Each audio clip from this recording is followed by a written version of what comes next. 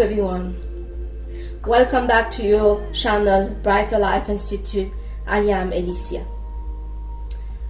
Recently, I made a video regarding the avoidant and the anxious attachment style and how they trigger each other fear of abandonment.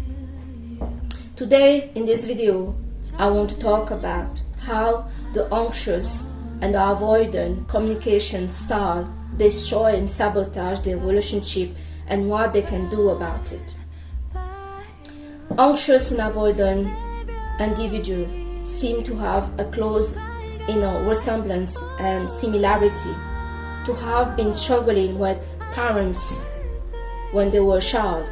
They either were parenticized by the child, so the child become a parent to the parents and to their sibling and taking care of the home, and they were adult before the age and they sacrifice their childhood and their need as a child were not met by their parents or anyone else. The anxious person also had a similar childhood like the avoidant. One of the things those two have really in common, but they're dealing with it in a different way, is how both had this difficulty in childhood, but they're scanning the information in two different ways. The avoidant are scanning the environment in a way to see that the situation is not safe and that they need to distance themselves. The anxious person is scanning the environment to see what is wrong and how they can help and to be useful to the other person, and they are trying to help, but in a way, but in the end realize that the situation is not safe and they want to leave. Later in life, those two adult individuals were two different attachment style, and some people can actually have both of this attachment style in them, the avoidant and the anxious, because the situation that they live as a child is very similar. So there is not really uniquely one attachment style more than other, but some people may have more of an avoidant than anxious in them, and the same for the anxious person may have more anxiety than avoidant in them. So the way they communicate that is very destructive is the avoidant, right from the start, communicate about not even realizing it to their partner right from the start, that there is something in their life or about them that make it not safe to be with them. The avoidant person, about not realizing what they're doing, are very much distancing themselves and their partner the whole time right from the start of the relationship. It is really unfortunate because the avoidant dream is to have this loving partner and be safe at home, and they have this picture of fantasizing a partner that they are very close to. But what they're doing and how they behave, and especially how they communicate, are not giving them that result, because they are distancing themselves and distancing the partner when they are in a romantic relationship. Some avoidant people would be very inclined to have this one-night stand relationship and fantasize the person, or to be involved with somebody that they meet sometime that live in another city, and then they start to fantasize the relationship. The more the other partner is giving space and mystery to the avoidant, the more this avoidant want to commit and chase and come close to this person that they barely know. They are not realizing that they barely know this person. And this space and this gap of knowing this person is exactly what the avoidant need. They need the space to want to come close and to commit to that person. If an avoidant get involved with somebody that want to come close, are too close, this trigger the anxiety of the avoidant. Anxious attachment and avoidant suffer from a high level anxiety, but this anxiety hit them in a different way. For the avoidant, somebody that want to come close to them and they are home with that person, and that person want to get married, have children, that will trigger a whole defense mechanism against that person. So when the avoidant really get involved with somebody that have this mystery about them, that live in another country, that they have not really got to know very well, the avoidant will fill the space with this fantasy that this is the right partner, that they need to pursue this partner, they need to commit to this partner, and so the great desire to be with this partner. This kind of effect can be linked also to what we call the lamerance. Lamerance is somebody that fall in love with somebody, example, they saw on the TV, on the newspaper, or somebody they work with, they don't know very well, but there is always this gap and this space that the person have to fill out the fantasy, fill out the personality of that person, and making that person the perfect partner for them. So when the avoidant get in a relationship finally with that person that they didn't know very well, that gave them that space, the avoidant will try to get their need met now by this partner that they have pictured to be the perfect partner. But this perfect partner is only perfect because they fantasize and they fill out the gap in the box of this partner. Now they face in the real partner. More likely this avoidant that may have become avoidant because when they were child, their parents was either neglectful, absent, or narcissist, borderline. The parents did not meet the need of the child. Now, more likely that this partner they have in front of them that they are in a relationship with, or who is a narcissist, or a partner they married, they find out that this partner don't care about them, don't want to support them, don't want to listen to them, don't want to either have sexual interaction with them, that this partner is extremely cold. Now, again, the avoidant is getting their reason or their list of justification to distance themselves from this partner, the partner that they have get in a relationship with, the partner that they married. They now find a way again to go back to what they know best, distancing themselves from the situation because the situation is not safe, unsatisfying, and now they're still in the relationship with that person and they start to get involved with other people to meet their need. During the time this avoidant are doing this, they're still in the relationship with that partner that is not meeting their need. They go to other people to try to meet their need, but the intention toward that other person is not really to be in a relationship with that person, despite that they start to think about that. But the thing is, the more that other partner is asking them to come close, to have a real relationship with them and to leave that other partner, the more they feel suffocated and pressurized by that other partner need.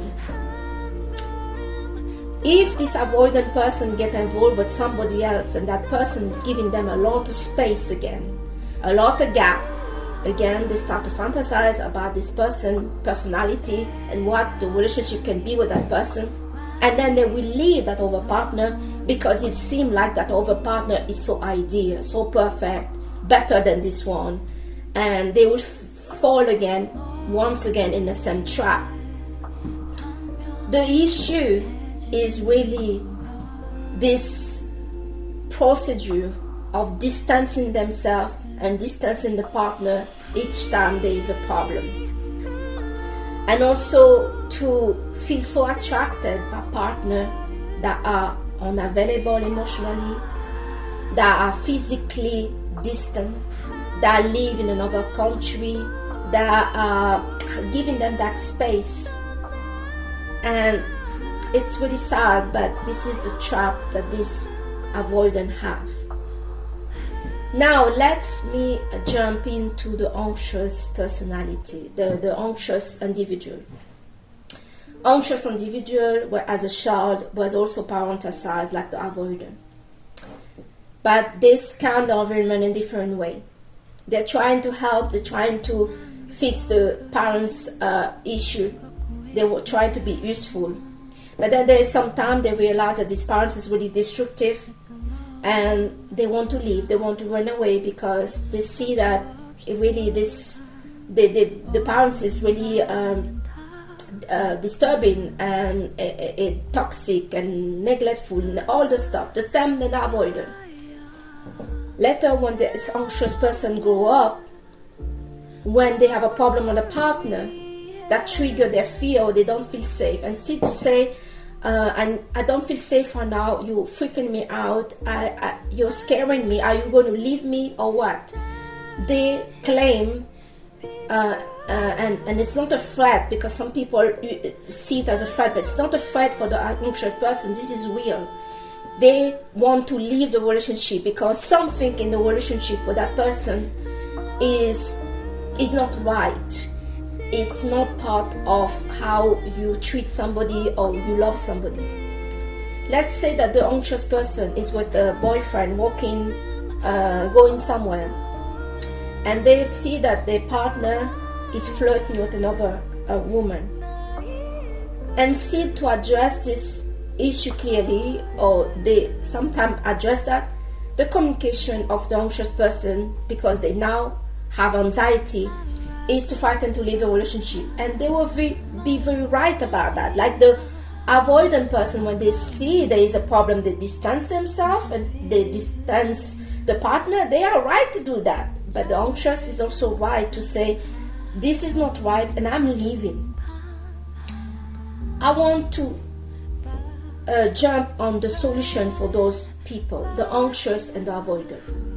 The solution in the relationship for the anxious and the avoidant relationship is, first, it's with the anxious person. Anxious person must be clear and very clear about what they don't like in the relationship, about not saying they're leaving straight away. Talking to leave need to happen once and leave. Don't keep frightening your partner to say that you're going to leave if after you talk or whatever, or he change or whatever, you stay, and then later something else happen and you're frightened to leave again. Because frightening a partner to leave will work for some time and then it won't work anymore, and you will find yourself in a trap, unhappy, and the situation will just go insane. So our advice, any anxious person out there, when they see something that's happening they don't like, to clearly communicate that. For example, if you are with a boyfriend and he's flirting with other people, you find in text message of a girl on the phone of your boyfriend, or you discover that the guy that you're dating is a separate but not divorced guy, and that's bothering you, you need to tell the person, I love you, I want to be with you, but I cannot have somebody that are having those things, that you are flirting with other people, that you are opening the door for the people to flirt with you, you are not, I don't feel respected by you, and I can, I want for us to fix this problem, because if we don't fix this problem, we cannot stay together, because this is making me feel no good with myself, and this is triggering my anxiety, and I'm not happy to be with somebody that has this problem. If you're involved with a separate but not divorced guy and he want to be with you, if you're anxious, you have an anxious attachment style, this is not going to work. You need to communicate to the person that you don't feel secure in this situation, because You don't know what's going on between this person and his wife, still wife. You don't want to put pressure on anybody, and you prefer to pull away and for this to stop, because you don't want to be, you want to leave these two people the space to sort out their problem. And what you want is to date somebody that is single, that want to be with you, that want to know you and see where things goes. This is what anxious people need for themselves in their life, and what they need to communicate.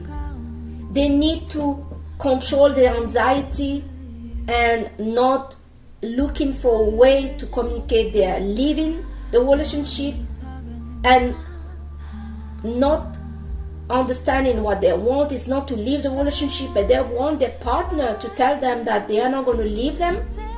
They want their partner to make them feel safe and feel loved and feel needed. But instead, when they communicate that they want to straight away leave the relationship, or by not explaining, they are causing a lot of damage to the relationship and sabotaging the relationship. And even they are right about the reason why they want to leave the relationship, they won't be right, because their communication style have not helped them to get what they want. Anxious people are right about what they see to not be right, but they need to have the confidence in themselves to communicate clearly what is not right and to set boundaries. They need to become a secure attachment and communicate clearly. Listen, I'm somebody that want to be happy. I care for you. I think you're a great person and I feel good with you, but I don't feel good when I see that you are, you're talking about certain things, like you're talking about you're going to go away all the time to another country. You're talking to me about what happened with your ex-partner. Despite that, I want to be a friend and I want to care. This thing doesn't make me feel secure and okay with myself, because I don't know why your mind's still talking about this past. If it's in the past, it seems like you're not over your ex and you need to sort it out. But despite that, I want to be a friend. I don't want to be used to heal you in your problem. And when you talk about your problem, that hurt me. Anxious individuals were children that care a lot about their parents. They're caring people. But the parents didn't care back to meet the need of the child. So as an adult, anxious people need to stick by what they need and want for themselves. Their need and want matter. If they were with a partner that don't meet their need, don't even try, and a partner that communicate that they don't want this, they don't want that, but this is important for you, you need to stick to what matter to you. The reason many of us and many of you are anxious and become problematic for your partner is because, one, things are not right. Two, you're fighting to get your need met by your partner, but for some reason, they are not doing that. And three, you're losing confidence to really believe that you're worth whatever you want and need is not too much with the right person, but it's too much with the wrong person. So you need to clearly communicate what you want. Now, for the avoidant person, they also need to communicate clearly when they feel fear to be left. They need to communicate clearly what sort of a relationship they want with their partner. But the problem with the avoidant is their deal is to distance themselves and their partner. So they need to work on themselves to actually come close to a partner, have a real relationship with that person.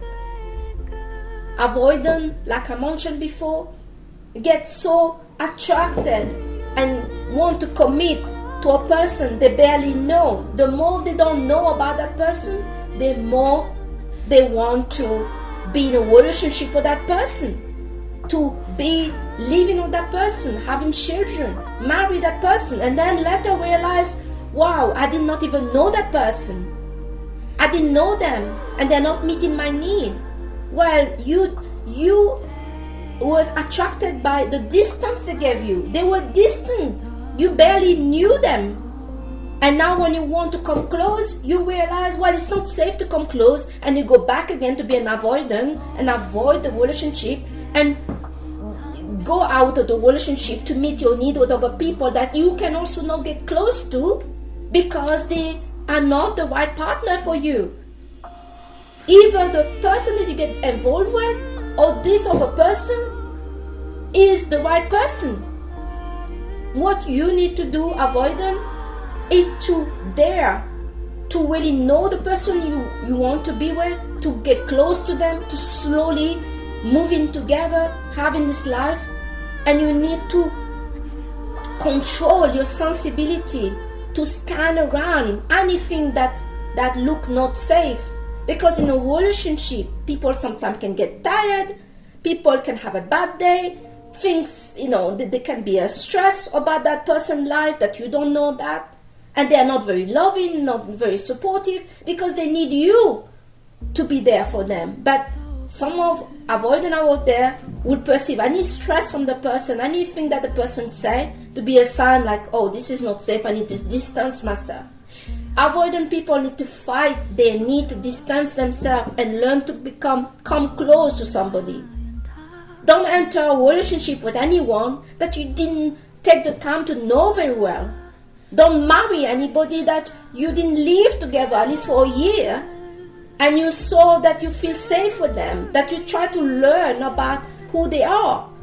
You need to control your own sensibility.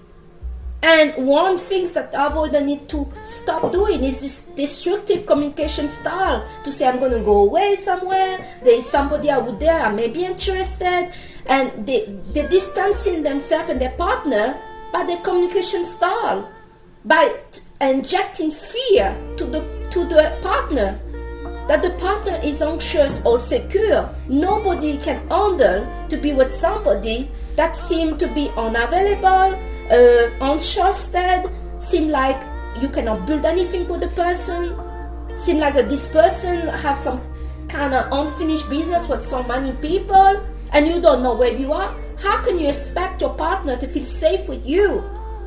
And some avoidant will find a reason to say it is this partner that is a problem, when they did not look what they have done to secure their life and secure the area to welcome a new partner. No, they still have involvement with some person over there. They still think about some girl over there, and they still talking about, oh, I'm going to in few months go to another country or another, and then they blame the partner to not be good enough for them. They blame the partner to be the problem. But no, they are not the problem. If what you communicate is distancing, you're pushing the person away. You need to take accountability for what you are doing. You cannot expect somebody to feel safe if you're not making them safe. And nobody's going to make you safe if you inject fear into the relationship. So this is what I wanted to talk about today in this video, that both of these people communication style is really problematic. It's injecting fear, it's triggering each other, and both have a solution. And first, it starts with the anxious person. Do not talk at all about living if it's not going to be really, this is your living. Talk about the living once, and no matter what happened, you are living. This will help any of your partner to get it. But if you're saying you're leaving and then you talk with your partner, whatever, and then you go back to the relationship, and then later you realize the problem's still there, the problems still have not been fixed, and you go back again to the partner, leave, go back, leave, go back. No. This thing has to be once and it's done. No matter what the partner change going to be, you're going to clearly tell your partner your boundary and what you want from that partner, and you're also going to be clear with yourself as an anxious person what you need in a relationship with the other person. And clearly what do you need is you want to feel safe in a relationship with another person, and you want to feel respected, you want something that is secure. You don't want somebody that is making you feel like you're going to be abandoned, that there is somebody else out there they have no unfinished business with, they're still involved with somebody, they're going to leave you anytime. You don't need that, and you need to be clear about that.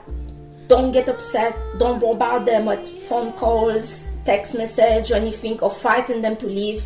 If you're going to leave, you're going to leave, and you're going to leave once, and that's it. End the story. For the avoidant, you need to stop pushing your partner away with your communication style that to distance the partner. You need to understand that as long you're distancing a partner, then there is not going to be a relationship. Intimacy requires people to come close, and you need to be suspicious of yourself, that the problem may not be with the other person but very much with you, that you are distancing your partner, that you are in some way, in some behavior or communication, you are pushing and destroying, sabotaging the relationship. Each time that you feel you need to distance yourself, you need to become very suspicious of that desire and asking yourself, why? Is it true? Am I being triggered right now when I feel I want to distance myself from this person? And also you need to be suspicious when you're so attracted by somebody that you want to come close with. The distance. Ask yourself how much you know this person. How much time do you pass with them?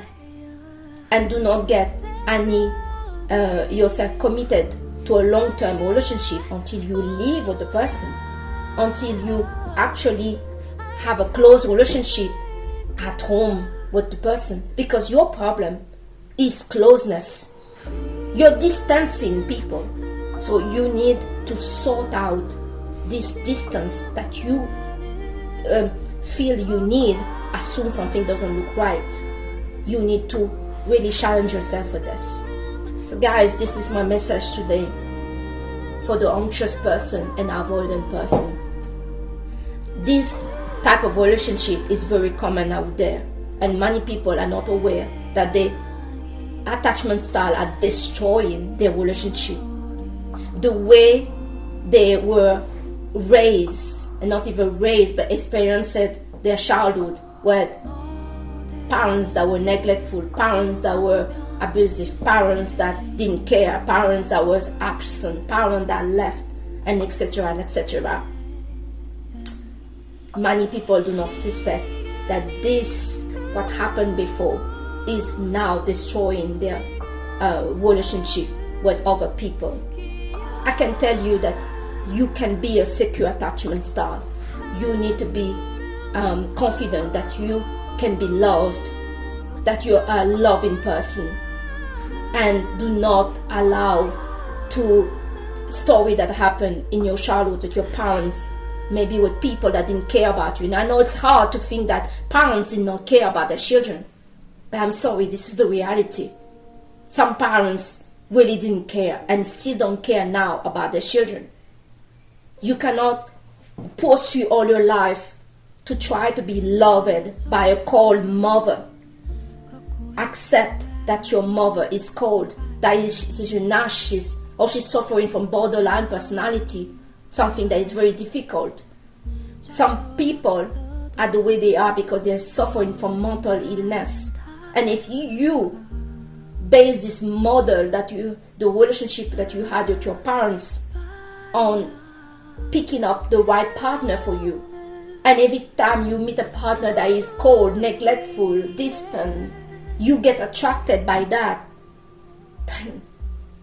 You got to work on yourself. You got to love yourself enough to say, I deserve somebody that loves me. I deserve somebody that meet my need. I deserve somebody that have time for me. I deserve somebody that don't make me feel unsafe, insecure in the relationship.